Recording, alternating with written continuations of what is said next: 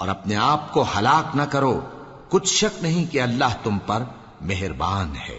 اور جو زیادتی کرتے ہوئے اور ظلم سے ایسا کرے گا تو ہم اس کو عنقریب جہنم میں داخل کریں گے، اور یہ اللہ کو آسان ہے۔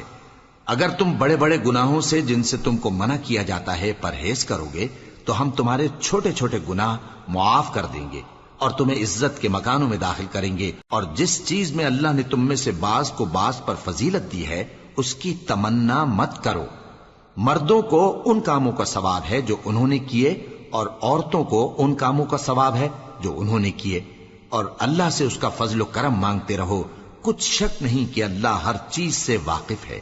اور جو مال ماں باپ اور رشتہ دار چھوڑ مریں تو حقداروں میں تقسیم کر دو کہ ہم نے ہر ایک کے حقدار مقرر کر دیے ہیں، اور جن لوگوں سے تم عہد کر چکے ہو ان کو بھی ان کا حصہ دو، بے شک اللہ ہر چیز پر نگراں ہے۔